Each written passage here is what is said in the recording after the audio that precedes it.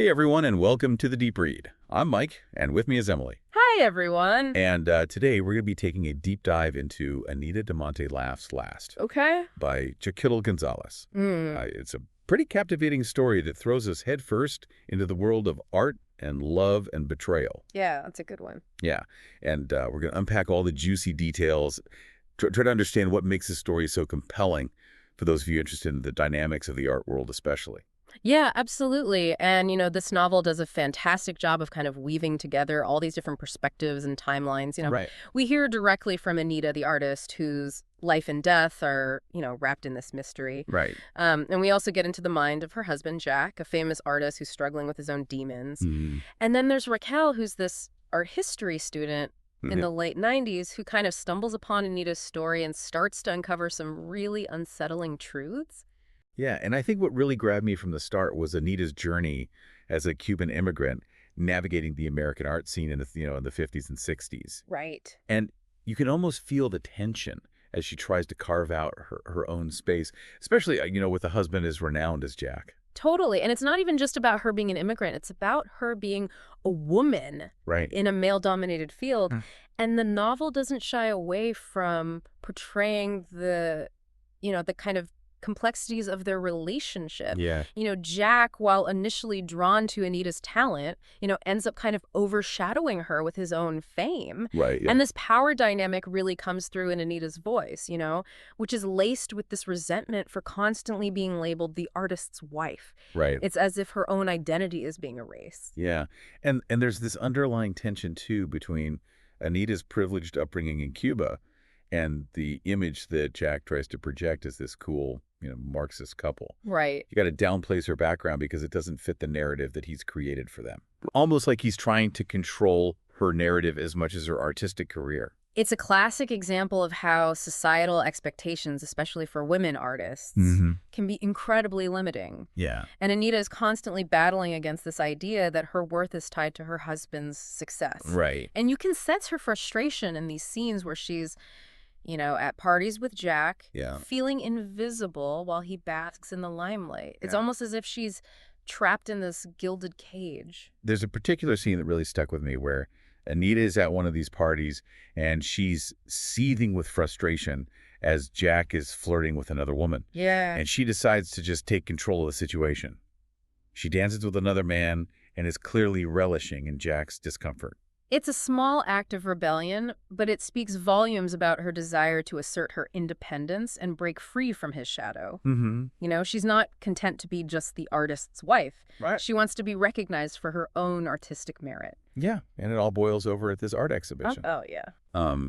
It should be her time to shine. But Jack ends up completely stealing the show.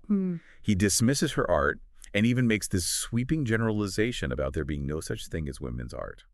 Yeah, that scene is so powerful because it highlights the systemic erasure of women artists throughout history. Right. Like, Anita's fury at being silenced and diminished is palpable. Yeah. Like, the author even uses this incredible metaphor where Anita's artwork literally jumps off the walls and smashes to the ground. Wow. It's as if her art itself is revolting against the injustice. It's a powerful image, and it makes you think about all the talented women artists whose contributions have been ignored or attributed to their male counterparts. Yeah. And this isn't just some, fictional drama. Right. It reflects a very real problem in the art world. Absolutely. And this theme of erasure kind of becomes even more significant as we delve deeper into the mystery surrounding Anita's death. Right. After the gallery incident, their relationship really deteriorates.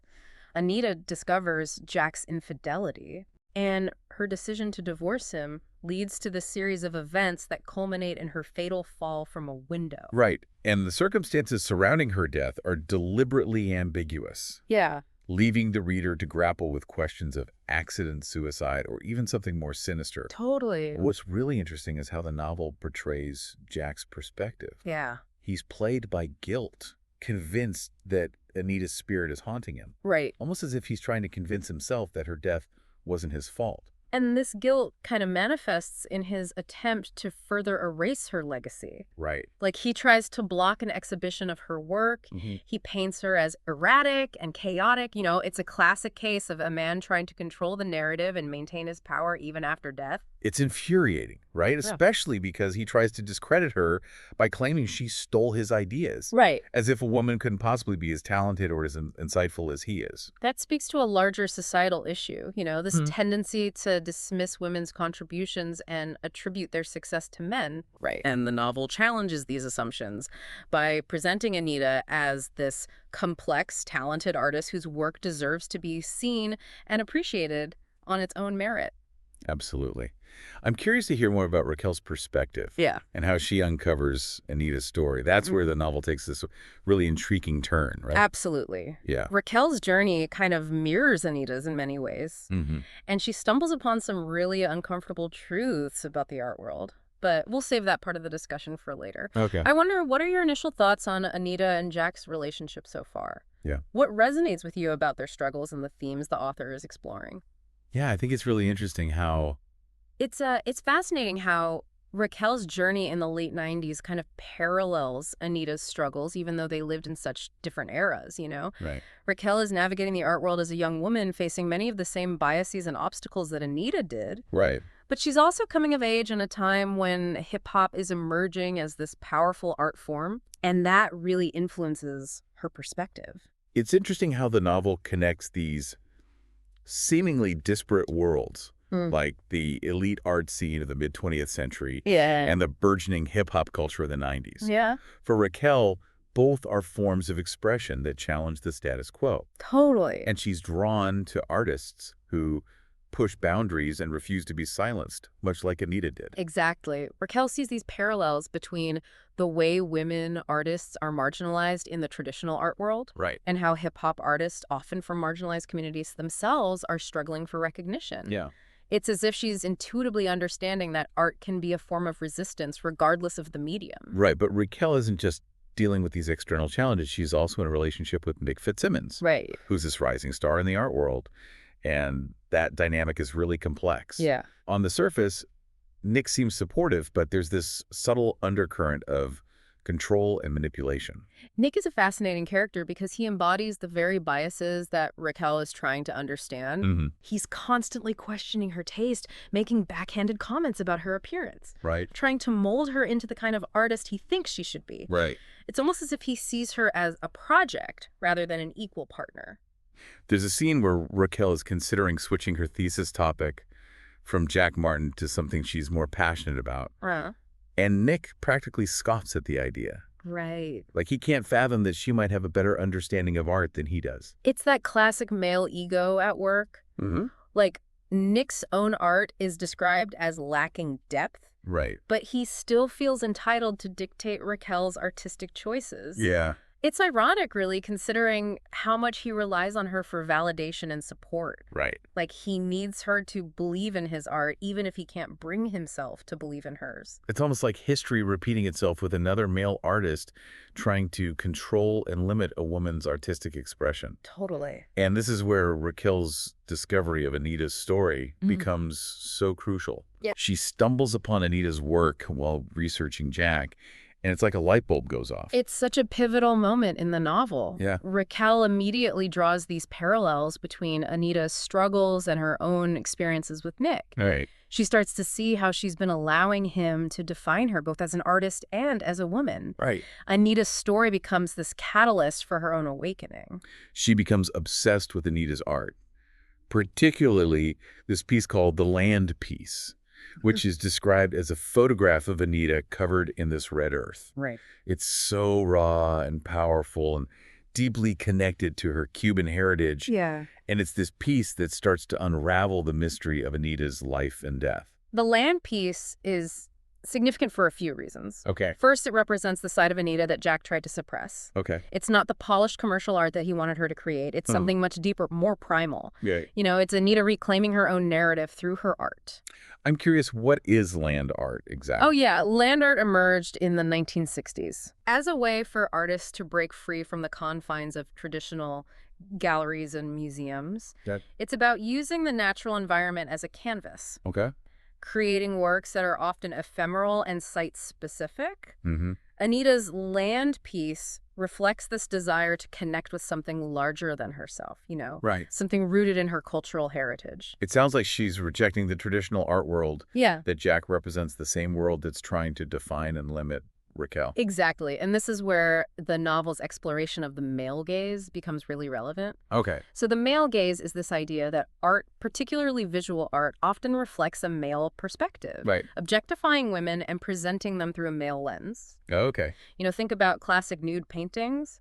They're mostly from a male artist's viewpoint. Right. So Anita's land piece, by centering her own female body in a natural setting, is challenging that traditional perspective. Well, that's interesting. Absolutely. She's reclaiming her own image and presenting herself on her own terms. Right. And it's through this act of defiance that she seems to connect with Raquel across time and space. Wow.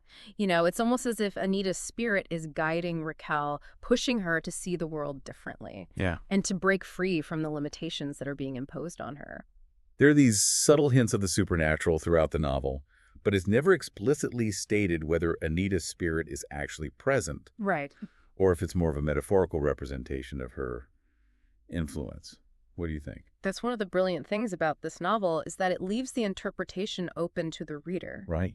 Is Anita haunting Jack, or is it just his own guilt and paranoia manifesting in these strange occurrences? Right. Is Raquel truly connecting with Anita's spirit, or is it her own subconscious guiding her towards this new understanding of herself in the art world?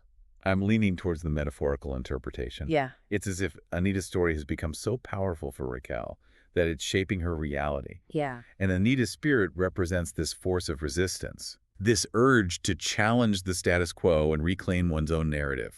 I think you're right. Yeah. It's about the enduring power of art, the way it can transcend time and inspire us to see the world differently. Right. Anita's story, even though it's shrouded in mystery and tragedy, becomes this source of strength for Raquel. And it's not just Raquel who's affected by Anita's story. Even Jack, as he tries to erase her legacy, Yeah. he starts to feel her presence in these unsettling ways. Right. There's a scene where he's at a party surrounded by people praising his work. Uh-huh. And he keeps seeing these flashes of red. Right. It's subtle, but really effective in building this sense of unease and dread. The color red becomes this recurring motif throughout the novel, often associated with Anita. Yeah. It represents passion, anger, but also blood and the earth. Right. It's a visual reminder of her presence, even in death. It's almost as if she's taunting him, reminding him that he can't escape the truth. Yeah. He might be able to control the narrative for a while, but ultimately Anita's story will be told. And that brings us to the question of legacy. Right. What do we leave behind? How do we want to be remembered? Yeah. In Anita's case, it's her art that speaks for her, Mm. even though she was silenced in life. And it's through Raquel's determination to uncover and share Anita's story that her legacy is ultimately preserved. Totally. It's a powerful message about the importance of challenging injustice and giving voice to those who have been marginalized. Mm-hmm. It makes me wonder, what are your thoughts on the impact of Anita's story on Raquel? What does it mean for her as a young woman, navigating the complexities of the art world? Yeah, it's clear that Anita's story becomes this turning point for Raquel. Right. She starts to see her relationship with Nick in this new light, realizing that she's been sacrificing her own artistic vision to please him. There's this powerful scene where Raquel is cleaning out her dorm room after graduation. Yeah. And she comes across this box filled with mementos from her time with Nick, love letters, photographs, even an expensive Gucci post he bought her. And it's this flood of memories, but not all of them are good.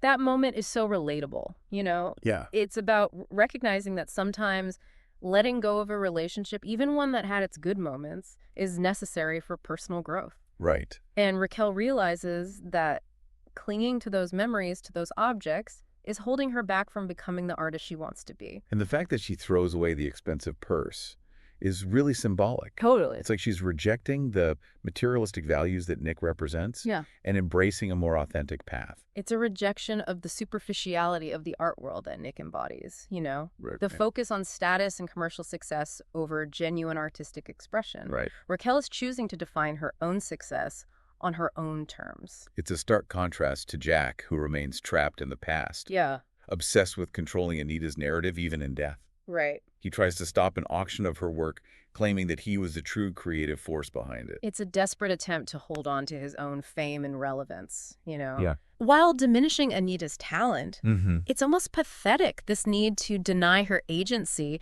and claim ownership over her work. But it backfires spectacularly. Yeah. The auction goes ahead, Yeah. and Anita's work is finally recognized for its own merit. Right. Separate from Jack's shadow, Yeah. it's as if her spirit is finally breaking free from his grasp. There's a real sense of poetic justice in that moment, you Yeah. know? Yeah. Anita, despite all the attempts to silence and erase her, is finally having her voice heard. Right. It's a testament to the enduring power of art to transcend time and challenge injustice. And Raquel plays a key role in this vindication.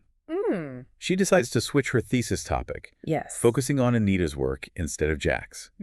It's a bold move that shows how much she's grown and how committed she is to rewriting the narrative. Raquel is stepping into her power as an art historian, Yeah.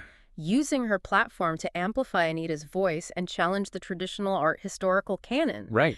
She's not just studying art, she's actively shaping how it's understood and appreciated. The novel culminates in this beautiful scene where Raquel is giving a lecture about Anita's work. Oh, wow. Her family is there, her mentor Belinda King is there, even some of Anita's old friends are there. Right. It's a full circle moment, a recognition of Anita's lasting impact. It's as if Anita's spirit is present in that room, Yeah. finally at peace, knowing that her story is being told and her art is being appreciated. Right? And Raquel, by sharing this knowledge, is ensuring that Anita's legacy will continue to inspire future generations of artists. It's a hopeful and inspiring ending that leaves you thinking about the importance of fighting for recognition, Yeah. even when the odds are stacked against you. And it highlights the power of art to connect us across time and cultures, to give voice to the marginalized, Absolutely. and to challenge the narratives that have shaped our understanding of the world. Anita de Monte Laughs Last is more than just a captivating story. Right. It's a call to action, a challenge to examine the biases that shape our perceptions of art and the world around us. It asks us to consider who gets to tell the story, whose voices are heard, and whose legacies are preserved. This has been such a thought-provoking deep dive into Anita de Monte Last by Xochitl Gonzalez. It really has. We hope you found it as engaging and insightful as we did. Absolutely. If you enjoyed this discussion, be sure to subscribe to our channel for more deep dives into the books that are shaping our world, and tell your friends. Yes. We love sharing these stories and sparking conversations that matter. Thanks for listening, everyone. Thanks for joining us.